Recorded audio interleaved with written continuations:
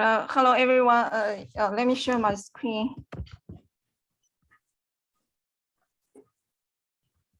And greetings, from St. Louis City, Missouri State, United States, and thanks for the committee, for the opportunity and also all the preparation work for the panel and the discussion session. And I'm so glad actually I have an opportunity to share the library operation and the public services, during the transition time from pandemic and to the normal. And this presentation is more like the reflection of the public services, in the last fall semester.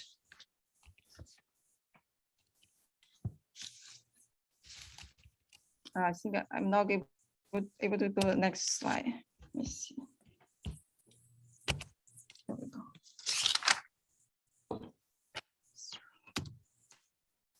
So a little bit background about the East Asian Library at Washington University in St. Louis. And the East Asian Library was built in 1972 after 8 years regular purchase of major Chinese and Japanese materials since 1964.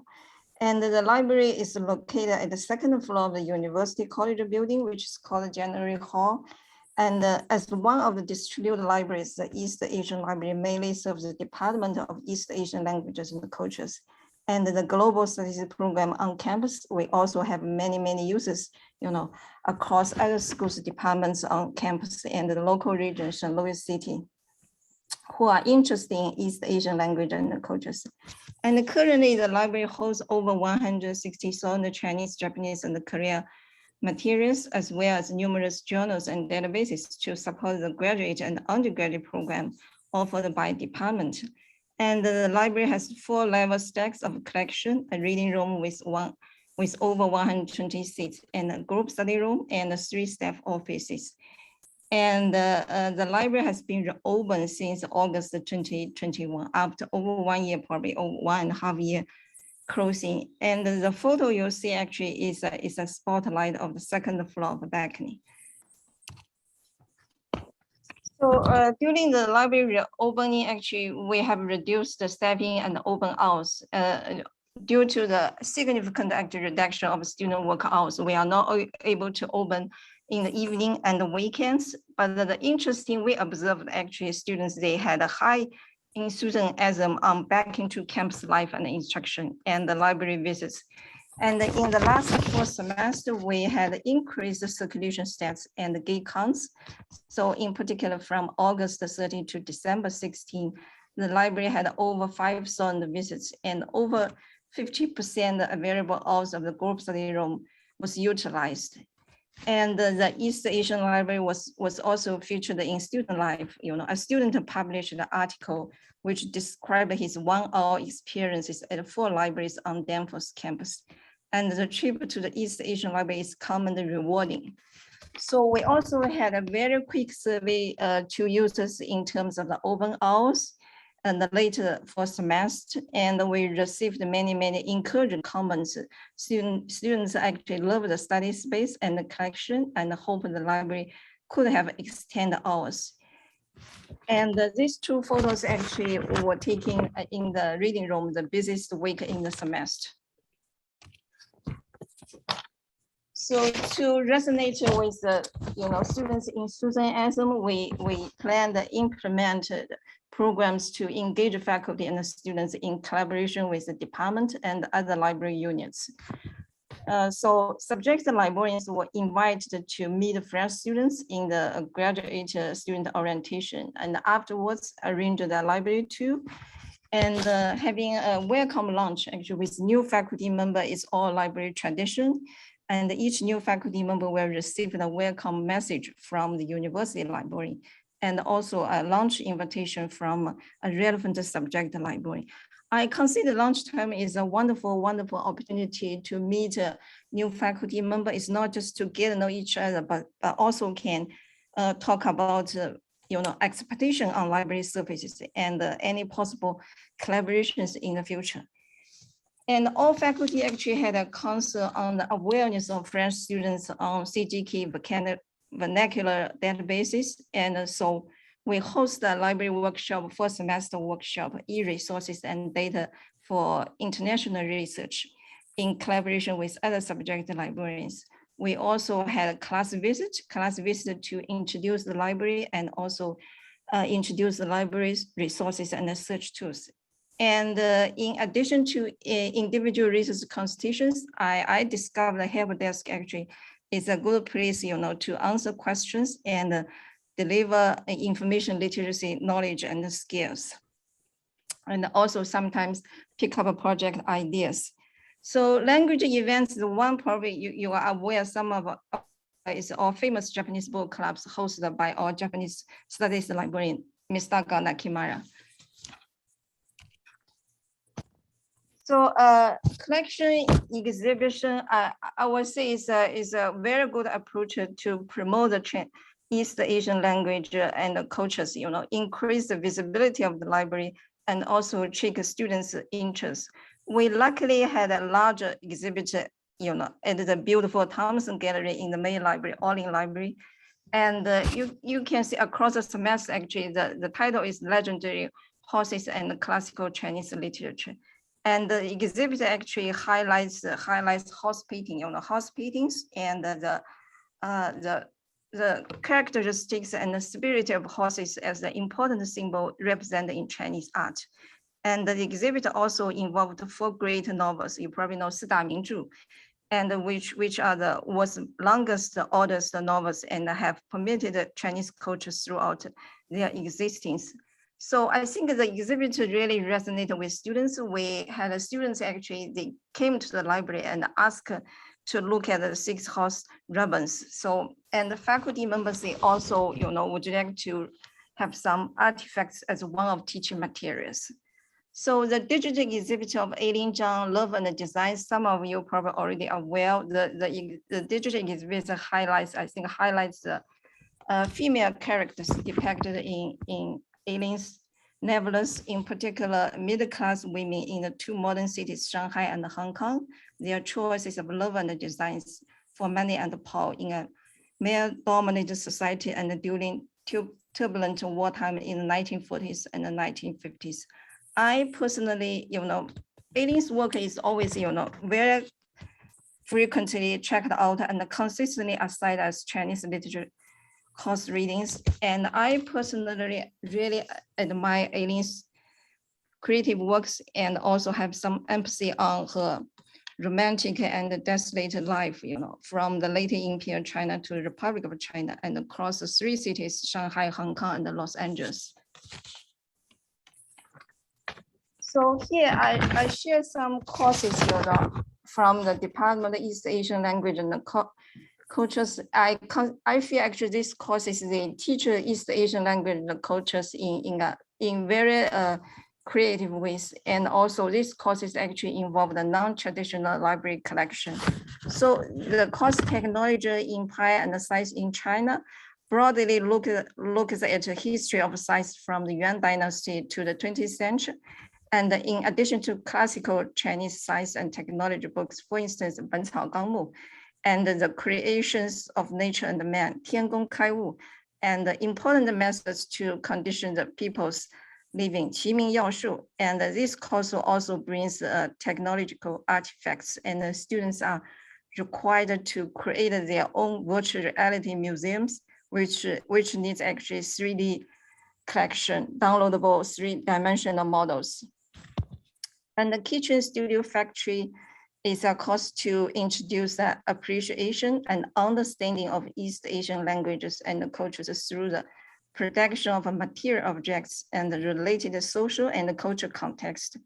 And the students are required to replicate a historical recipe or artifact and share these products within the classroom. And the one interesting research consultation I have done was to replicate the ancient Rush Yanzi. And the contemporary Chinese popular culture is actually, this course I think brings the medium, film, music, animation, and emergent digital media. And some popular films are screened in the class, such as Lost Culture, 色戒, and 甜蜜蜜, and Dragonfly Eyes, 蜻蜓之眼.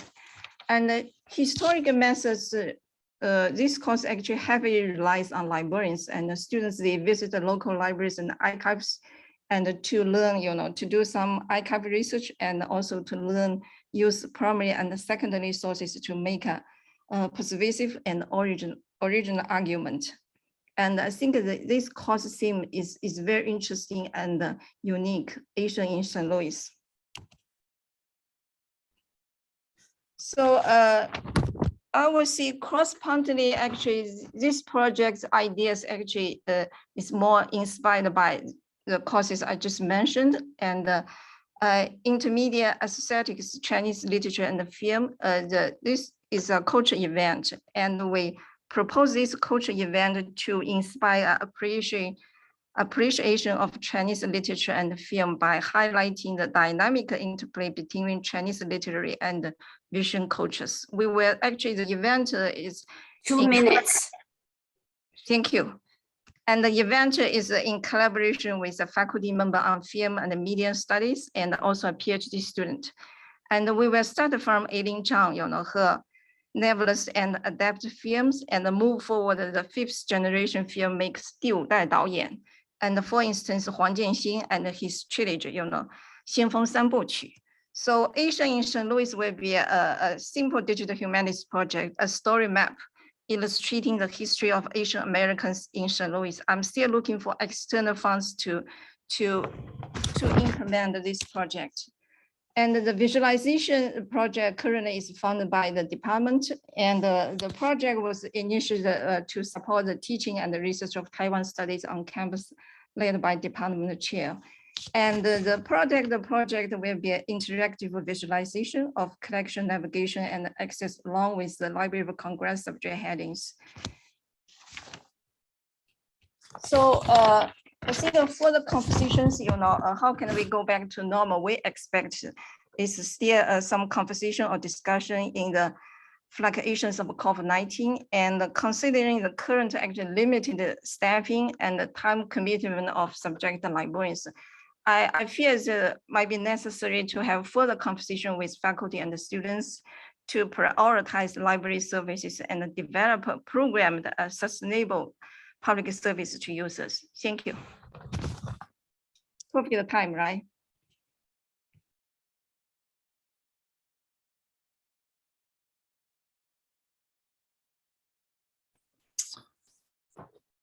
Okay, thank you very much, Joan, for that presentation. Our next presentation is from Chen, who is the East Asian Studies Librarian at UC Santa Barbara, and Qian, who is the East Asian Studies Librarian at Arizona State.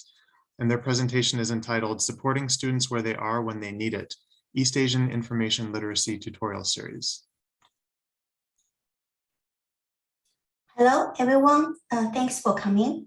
Today, we're presenting the East Asian Information Literacy Tutorial Series we created to support students where they are when they need it. We've sent this series link to the chat box of the presentation. Please check your chat box. We're East Asian Studies librarian who deeply care about teaching information literacy. Yao is from the University of California, Santa Barbara. Myself is from Arizona State University. At the beginning of the presentation, I would like to introduce why we did this project. First of all, our users require ubiquitous access to information and knowledge. The COVID-19 pandemic amplified this need and accelerated the transition from in-person to virtual instruction. This project will enable us to provide students access to information literacy at the point of need. Secondly, students need a lot of guidance on how to find and evaluate information. By adopting a user-centered design approach, we wanted to use these tutorials to encourage self-paced learning, support in-class instruction, and contribute to improving academic performance in a sustainable way. Thirdly, there is a strong need for customized and contextualized information literacy instruction in the field of East Asian studies. we believe this project will also be an effective way to support the changing research practice of East Asian Studies scholars. Next, let's take a brief look at the project. This project mainly includes 6 phases. Funding was secured in April 2021. In September, all team members were recruited. It's crucial to break down the project into manageable tasks. Currently, we're in the phase of dissemination and promotion. This tutorial series includes 13 videos in total. Last December, its first batch, including 4 videos, were released on YouTube. In March, the rest 9 videos were released. We look forward to having more views, subscribers, and feedback. Each closed captioned tutorial video is about 3 to 6 minutes long, with contextualized examples, having both feedback and exercise parts for future assessment. If any important links, files, or websites are included in the video, they are also included in its video description box. Each video's exercise section is created by Google Form. Feedback for each question is provided automatically after users submit their answers.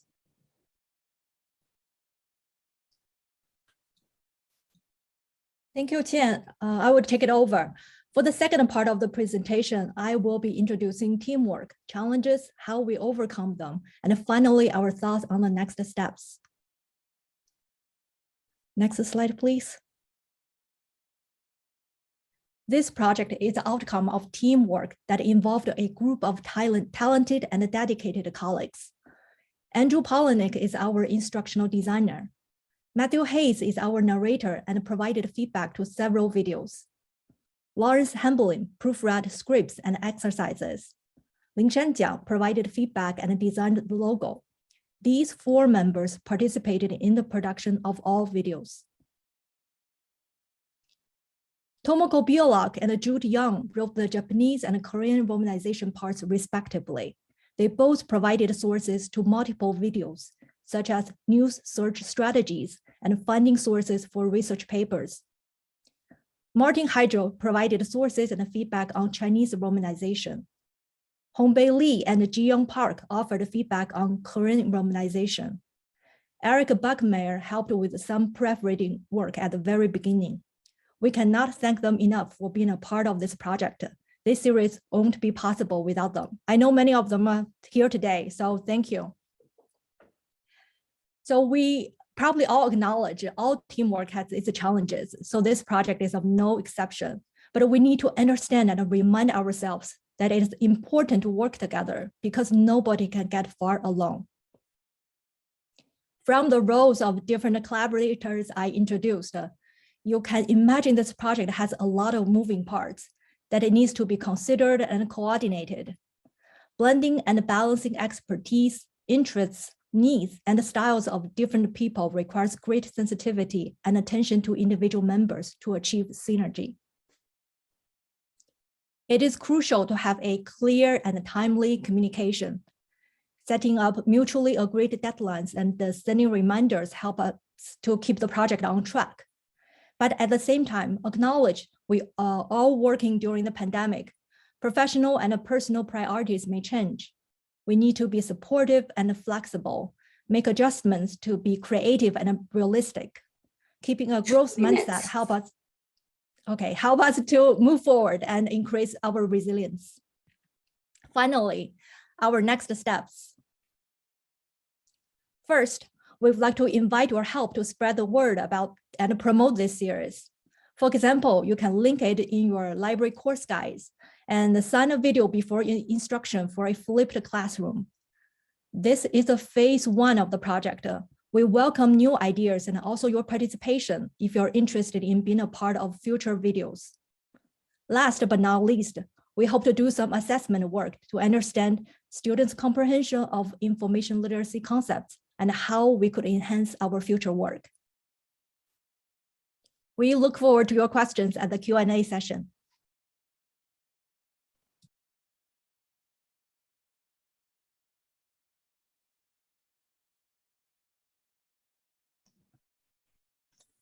Thank you very much to Yao and Chen for that fascinating presentation. Our last presentation for today is from Professor Yujeong Choi of the University of Toronto and Julia Chun, who's the Korean Studies Librarian at the University of Toronto, and it's entitled A Faculty-Librarian Collaboration for Creating Student Zine Collection.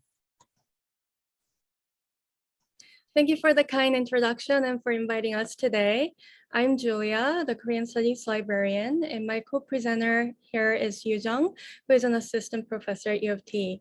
We're happy to be here to present about our collaboration for creating student zine collection. In the first part, I will be focusing on the brief overview of the zine project, including our purpose and the project timeline. Yujeong will cover the zine making in 5 stages, the final product, and share student feedback and our reflections. So what are zines? Stephen Duncombe, a media scholar based in New York, defines zines as non-commercial, non-professional, small circulation magazines, which their creators produce, publish, and distribute by themselves. The picture on the right shows zines in print created by punk rock fans. Here are some of the characteristics of zines. Zines advocate self-expression through do-it-yourself and anti-censorship ethos. Zines are a democratic medium. Anybody can create them. Zines create connection. They can be either for pleasure or for political activism. For example, the Riot Girl movement of the 1990s used zines to propagate their ideals and to create solidarity among feminists. Zines are meant to be gifted and not meant to be a part of commodity transaction. Zinesters prefer print over e-zines for that personal touch when you exchange self-made hard copies with other zinesters. Also with print zines, it is easier to circumvent censorship as they leave no digital footprints behind. So why should you use zines in classroom? Zines are a great pedagogical tool, and they are primary sources, and they serve as evidence of activism, cultural movements, and the medium for self-expression. They can be used for any discipline. Zines enrich equity, diversity, and inclusion in academic collections, and they make non-dominant and underrepresented communities more visible. Zines cost almost nothing to produce, and they are accessible. So here's our purpose for starting the Zine project. We wanted to foster student engagement and collaboration during the pandemic. We wanted to teach students essential research skills and help them develop collaborative writing skills. Lastly, we wanted to share knowledge and preserve students' work by creating a Korean language collection in T-Space, which is our research repository at U of T libraries. Now, here is our zine project timeline from an idea to production. In April 2021, I shared the idea with Yujeong, and we started exploring online platforms to house e-zines. We sought a platform that would ensure long-term preservation and open access to the contents. We consulted 3 data librarians and considered 4 digital platforms in this process, such as Omeka, Open Journal System, Collections U of T, and T-Space. In August, we decided on T-Space and discussed requirements for the collection with our digital publishing librarian. We looked at collection taxonomy, storage and size, and drafting author agreement forms for students, so they give us the license to distribute their zines through T-Space. Starting September, the zine project was introduced in class, and 2 library sessions about research skills and citations were delivered. In December, zines were published and deposited in T-Space, and we collected students' feedback. This is a screenshot of an item record for one of the zines. Since zines were written in Korean, I supplied the vernacular title and romanization. There's a brief description of the item and permalink, as well as the statistics for our usage. Now I will pass over to Yujeong for the zine making process. Thank you. Hello, I'm Yujeong, and here are the stages of zine making in the 4th year Korean course. There were 5 stages in zine making. In the first stage, I introduced the zines to students, and they chose the topics from the various social issues. The students started off brainstorming the topics of zines. In the second week, I helped the student to outline planning and content. In the third stage, students spent time writing content. In the fourth stage, I asked the student to submit the first draft and I provided feedback. In the last stage, students presented their zines in class and I collected their feedback on the assignment. Here is an example of a zine proposal. Once the topic was decided by students, they were asked to think deeply about research questions and devise content to put in the zines. I provided a template that students should fill in. The picture on the right is a template filled in by students. This is our favorite zine from the students' work. After undergoing several revisions, students' project was completed in a digital format using Canva. It was deposited in T-Space. This group chose the topic of pet adoption. This is another example of a zine project from another group. The group chose the topic of work-life balance. The students in this group interviewed 2 university students in person to highlight the importance of a balance between studying and life. As you can see, there are interview questions and responses. After the presentation, the students responded to a survey on what they thought of the project. The first question was, how did you feel about completing the zine project? And they 2 minutes. Okay. They responded positively.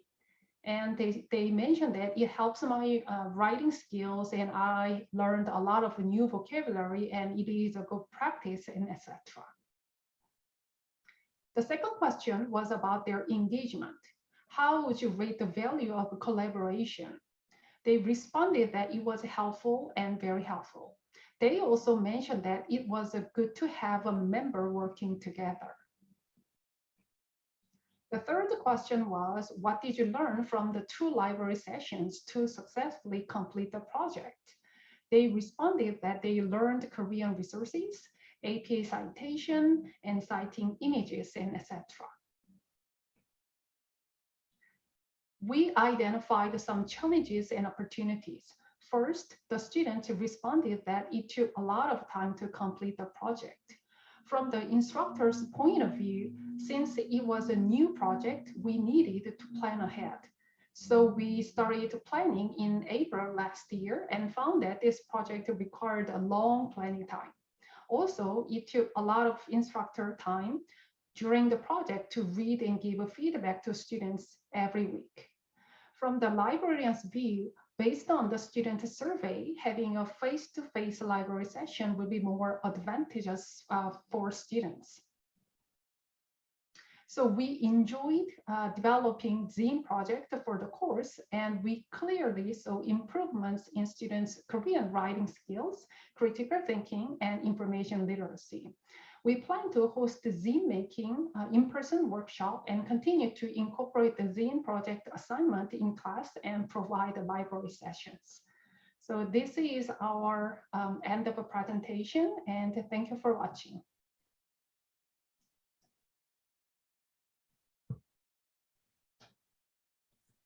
Okay, thank you very much to all the presenters for your fascinating presentations and also for staying within the time limit. We're right on schedule.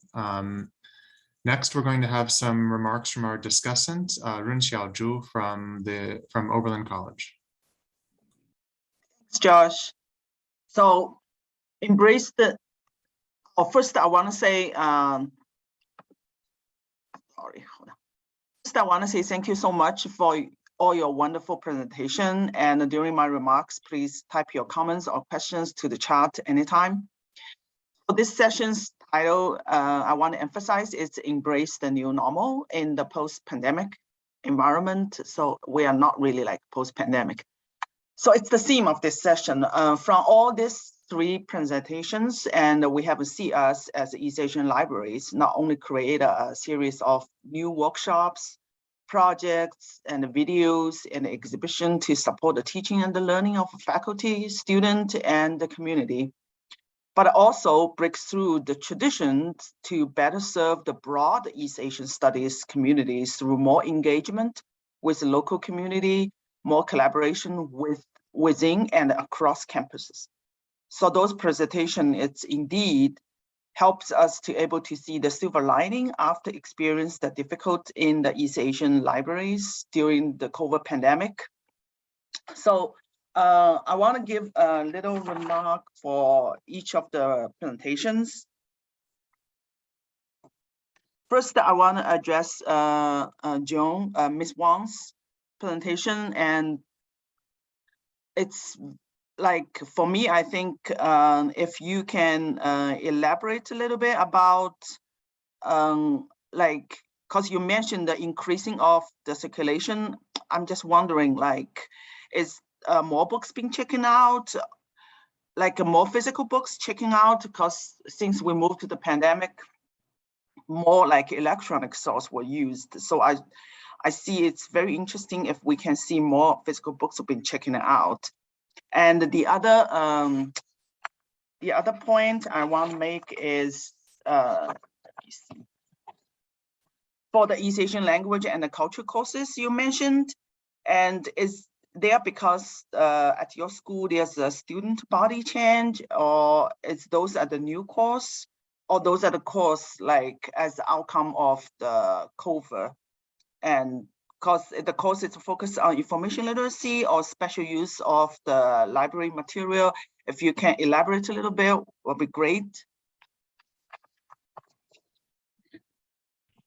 So the next I want to address to Chen and Chen News.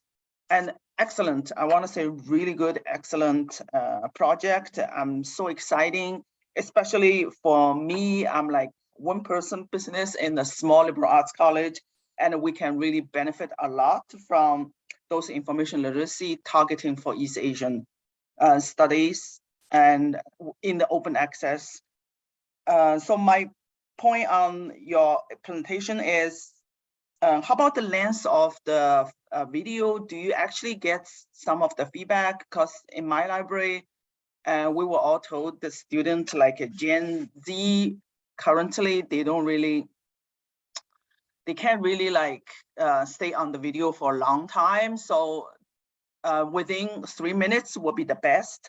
So I see a lot of your video, it's like 3 to 6 minutes.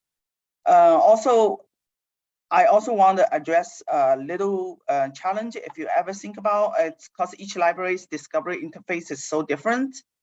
And I see some of the video you show and do like have like one kind of discovery layer. So I want to see if you ever like consider to use different discovery interface, a platform, or you want just like more use for like targeting everybody. The other comment I want to make is I would really like to see some citation, how to cite for the foreign language. I do get a lot of questions for the student, not in East Asian majors, but they do want to use some Chinese source, Japanese source, and a Korean source, and they don't really know how to do the citations. So the last remark I want to give to Professor Choi and Ms. Chun, and it's excellent collaboration for creating this Zine. It's very interesting, and I learned so much, especially it's free. We do use a lot to have a student create an online exhibition for courses. So my question for your presentation is, if the students create a content and how you have assessment of reliable, how reliable those content gonna be, and when it open to the public, and who control all those like reliability and the content, or the students actually have all these rights in the Zine collections. So, thank you.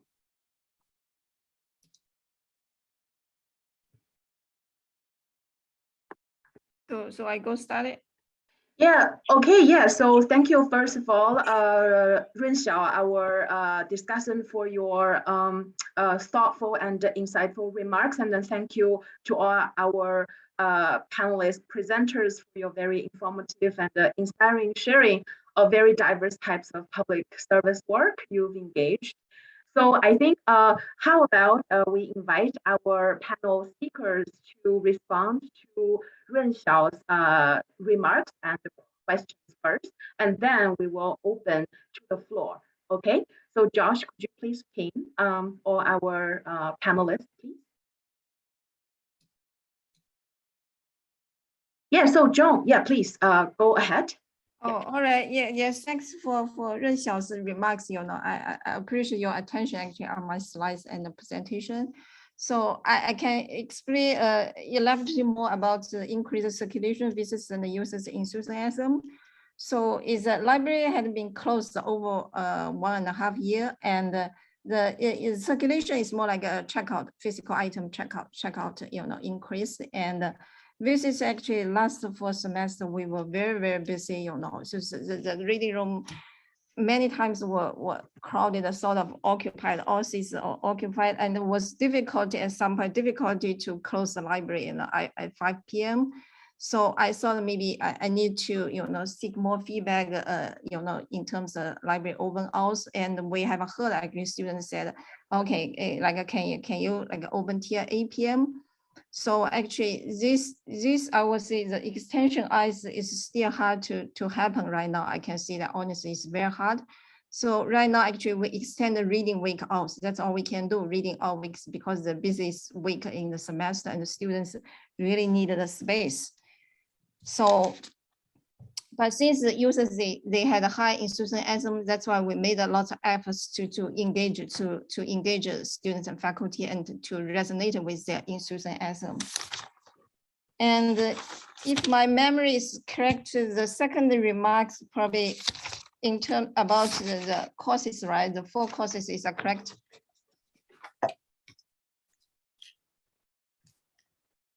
Yes, it's about courses. I think it's very interesting, those courses. Mm-hmm. Yeah, this course is very interesting. I think the first semester, I luckily actually met 3 new faculty members. I call them, excellent new faculty members, very creative. The reason because they teach the language culture at some point, we don't know how to teach them. I think they teach students language and culture by doing, making, touching the culture, and they understand the whole things behind the product objects, the films, the culture or social context behind them. So I think this is the reason, and this project very inspired me. Some project idea.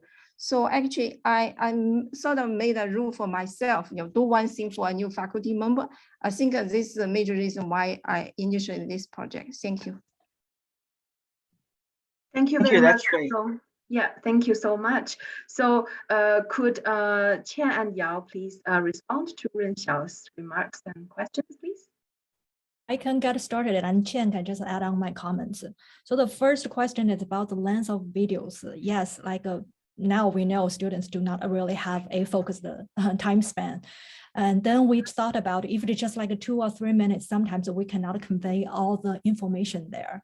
I mean, instead of just being like, okay, we are here, reach out to us, we want to put a little bit of meat in there. So that's why sometimes we have to like a compromise between if like a 2 or 3 or like 4 or 5 minutes. So we try to keep the content pretty concise. And actually we have cut down a lot of stuff. Like if we feel like they are not crucially important, and we just cut them. So I feel like this currently 3 to 6 minutes is works for a lot of students have asked their feedback. The second is for the Runxiao mentioned about the search engines, right? The discovery system. We actually chose, if you watched all the videos, actually, we probably primarily chose Primo from Ex Libris. The reason is that many North American actually academic libraries has been using this system, and the other is WorldCat. So the purpose is not just focusing on certain libraries catalog, is we want to make other people feel like this is the concepts that we are introducing can be generalized to their library search, local search. And the last is about the citation. I think this is a great suggestion. That's why at the end of the presentation and also at the link of each video, we asked for feedback. You know, we love to hear this, and we definitely think about this. And for what is existing for now, citation, I think the Yale East Asian Library has a very good guide on how to cite CJK sources. So maybe you can refer your students to that for now. Okay, Qian. Yes, yeah. So there are all actually three very interesting questions we thought about and even discussed between both of us, Yao and me. Yeah. So especially for the last question about the citation, I wanted to emphasize that I've been teaching a research methodology. This is actually a graduate level content course for many years. And part of this course is about also like how to cite, because it's quite complicated and also has to be very academic and professional oriented. So in the future, we planned for the phase 2, and I think it will be a very good topic for us, yeah, to elaborate. Okay, thank you both Thanks. very much. Yeah, Qian and Yao. So Yujeong and Julia, could you please respond to Runxiao's comments, please? Sure. First of all, thank you, Runxiao, very much for the great comments. In answer to your question about how reliable was the student content, to keep you in mind, this is for Korean language course and for fourth year students, and there's more focus on progression and not perfection. And our goal when we were envisioning this digital collection was, of course, to preserve students' work, but really to share the students' works with other community of Korean language professors. And for years, Yujeong has been involved in a lot of interesting projects. She's done digital book storytelling. She's done creation of videos, and all these things. We've been thinking about where should we store these wonderful projects. And so I'm going to paste it into the chat box, but we essentially created a space to store for example, speech contest outputs, video projects, and zines, and many more will come later. But yeah, this is a student research project, and it's not meant to be a perfect output. And zines are, again, anti-censorship, and they are really free for self-expression. And so the focus for us was to kind of have students unleash their creativity and have their own voice and be able to persuasively argue the social issues that they have chosen. And so yes, I hope that answers the question, and I will turn to Yujeong to add to whatever I was lacking in my comment. Okay. Okay, so I have been teaching upper level Korean, especially fourth year Korean, but they never had any opportunity to write the long essay or narratives much. So I thought that this will be the great opportunity, and students actually completed 2 pages per week throughout the semester. So they finally completed like 13 to 15 pages, including all the references and images.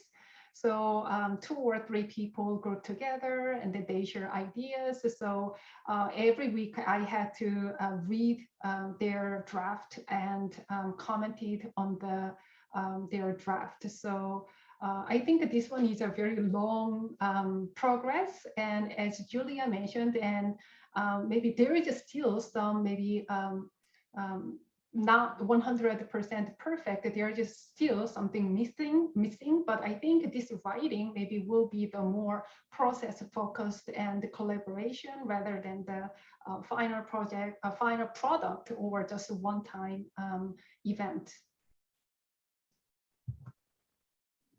Thanks, that's great.